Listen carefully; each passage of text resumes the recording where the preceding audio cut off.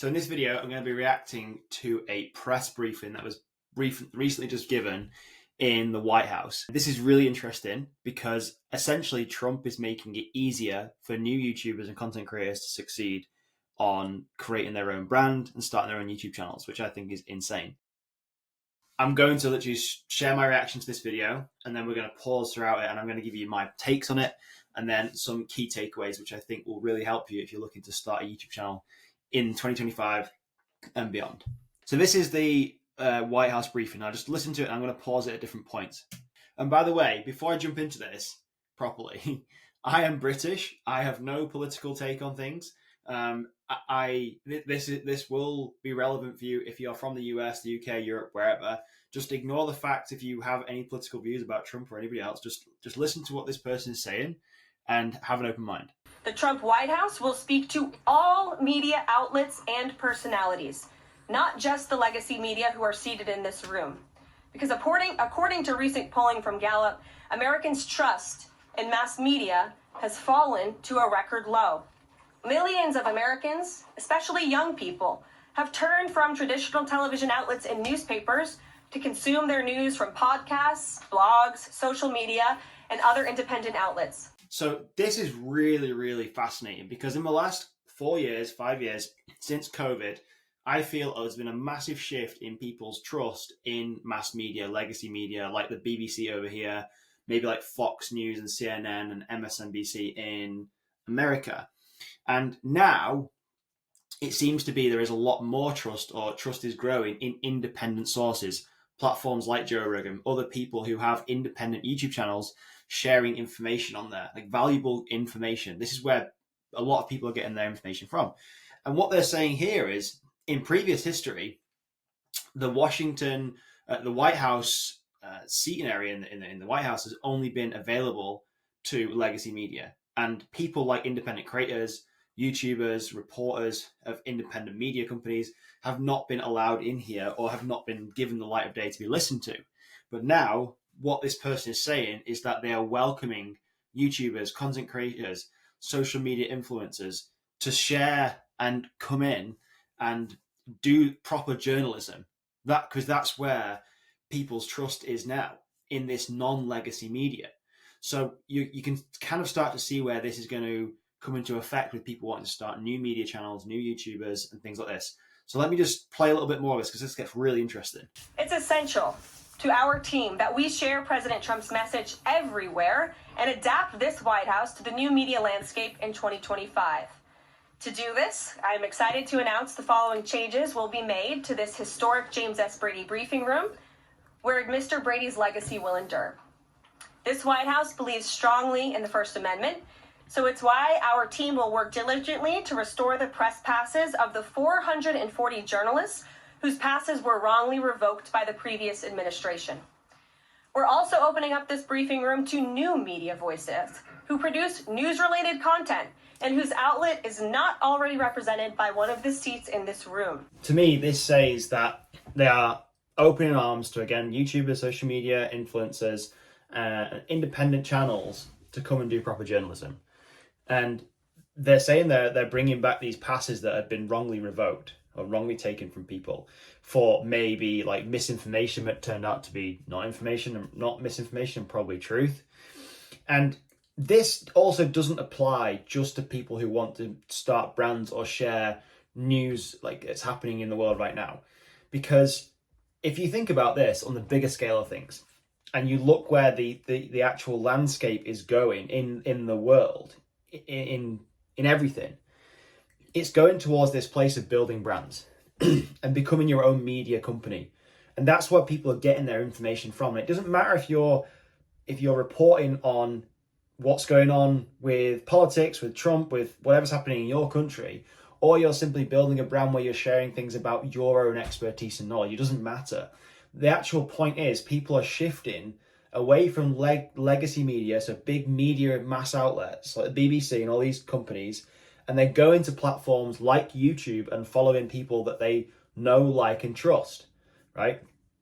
And you can see this shift happening. So we're going to play a little bit more. We welcome independent journalists, podcasters, social media influencers, and content creators to apply for credentials to cover this White House. And you can apply now on our new website, whitehouse.gov/new media. I did a little bit of research on this. I think she might even cover it in here, but there's been over 7,500 people who actually applied for this position she's talking about here, these seats in the White House, in the first 24 hours. Just content creators like me or anyone who documents on media. And again, you don't have to be looking to document the White House for this to be of massive importance and value to you. You just have to understand where the economy is going and where the landscape of social media is now shifting. Starting today, this seat in the front of the room, which is usually occupied by the press secretary's staff, will be called the new media seat. My team will review the applications and give credentials to new media applicants who meet our criteria and pass United States Secret Service requirements to enter the White House complex. So in light of these announcements, our first questions for today's briefing will go to these new media members whose outlets, despite being some of the most viewed news websites in the country, have not been given seats in this room. To me, that suggests people are starting to see the light. People are shifting how they're thinking, shifting how they're seeing things. And I think the next 4 years, at least while Trump is in power, things are going to change massively. And again, I'm not politically involved in America, or I didn't vote for Trump or anything. I'm from the UK, so it doesn't really affect me in that respect. But if you actually just look at how powerful that statement is and how it affects you and growing a brand going forward, it's massive. Let's look at some big opportunities right now that I see this year, right? So obviously what you've just seen there, the first thing that comes to mind for me, a big opportunity, is trend surfing and news reactions. So like you've just seen me do there, reacting to some very, very brand new news. This is massive. And now all the White House content is fair game. So anybody who's a YouTuber, social media influencer, a podcaster, they can cover press briefings, fact checking, trend jacking, viral news. And this is all massive growth. This is like a massive growth opportunity. And your opportunity to start a new channel, and I keep saying this, like I keep saying everybody should have a YouTube channel. If you have something to share, a message to share with anybody, you should have a presence on YouTube. Doesn't matter who you are. Traditional media is collapsing. It's wild. And independent media is taking over. Whether you want to fight with me on that statement or not, or what your beliefs are, that's just what's happening. You either jump on the train and come with us, or like you just try and fight a losing battle, it seems. And thousands of new creators this year will build 6 and 7 figure businesses, probably on like media companies on the side of probably what they're already doing. Because it's not unusual to see people now who are actually leaving legacy media, who have been involved in these huge corporations for so long, and now shifting their attention to building their own one-person media companies, which is really, really fascinating to me, because they also understand the power of these platforms and how you can build an audience for nothing and get more attention and more eyeballs than any legacy media platform. I mean, just take Joe Rogan, for example. He is somebody I follow. I love the guests that he interviews. I really like these long, deep conversations. And he's interviewing new people that I would have never even heard of or been exposed to, which I find fascinating. And I get a lot of my information through these channels. Now, I do like to fact check and to make sure everything is correct that I'm listening to. But at the same time, I now trust a lot of what he's saying and these guests are saying versus the mass media and the legacy media over the last 4 years. So I feel a lot of people have been lied to and feel like they've just been trodden on and just treated like crap, which is why they're moving away from this. But again, it's not just about news. This is all about the content creation gold rush. And it's just like this creator economy that is just such a big opportunity right now. And like you can, like, talking of the long form stuff and podcasts, I believe now more and more people are more interested in watching longer form content. So, you know, it's not unusual to see podcasts on Joe Rogan that go on for hours, 2-3 hours at a time. And I'll happily sit there and consume it, be it video or audio. Most probably video, actually. I love sitting watching him talk to his audience. And I much prefer that over like a Mr. Beast style video that's like always trying to keep my attention every 5 seconds, having to cut every here and there, which I feel times have shifted. Because when I first started on YouTube, I tried to make my videos like Mr. Beast. I needed like fast cuts. I needed to keep people entertained. I needed to keep people's attention. But now my thoughts have kind of changed a bit, because now I'm thinking, like, this channel here is primarily making videos on point of view mountain bike videos.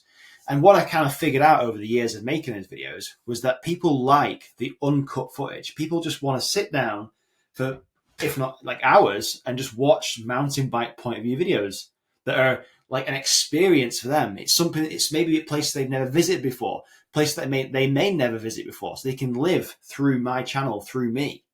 And I found that really like a light bulb moment, because there I was spending a ton of money on and time on editing my videos really fancily, then only to find that I would post a video that hasn't really been edited, it's just really long form, that would perform way better. And I'm thinking, fuck, people just want to sit and watch longer form content. And they just want these longer, deep conversations, And because of that, this is building even more trust for the person you're watching. Which, again, if you want to build a personal brand, this is just going to give you massive leverage later on. It's huge.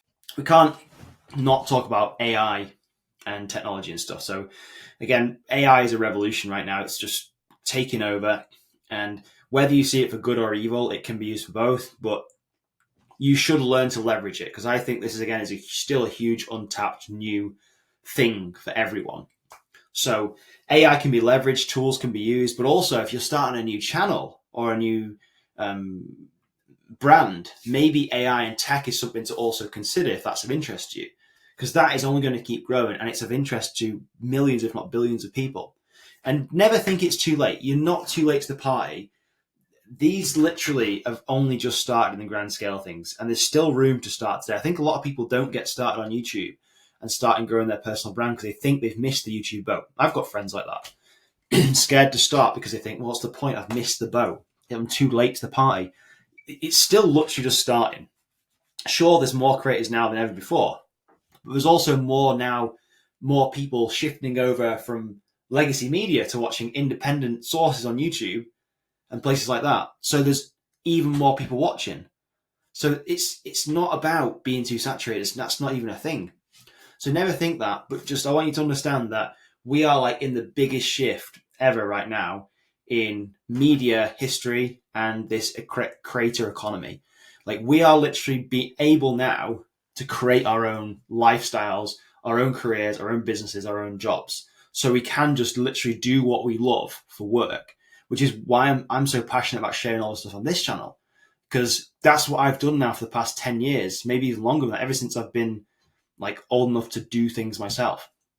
I've always wanted to create my own stuff. And sure, it might not be for everyone. There are some people who just want to be employed and work for somebody else, just being told what to do. But there are a lot of people who are not satisfied in that lifestyle, and they want to grow out of that and do their own thing. And now it's so easy for everyone to get started and do that. I'm not saying it's going to be easy, as in it's not like a walk in the park, or it's not going to happen overnight. But this opportunity is available for every single person now on this planet. Like, it's absolutely mind-blowing. There's no more gatekeeping. Independent creators have as much power now as traditional media ever has. So the last point I want to think about this is, if you have been thinking about starting a YouTube channel, Donald Trump has literally made this 10 times easier for you with that press conference we just talked about. So let me know in the comments what you think of this video. If you've got any thoughts on it, I'd love to hear it. And if you are going to start a YouTube channel, thumbs up.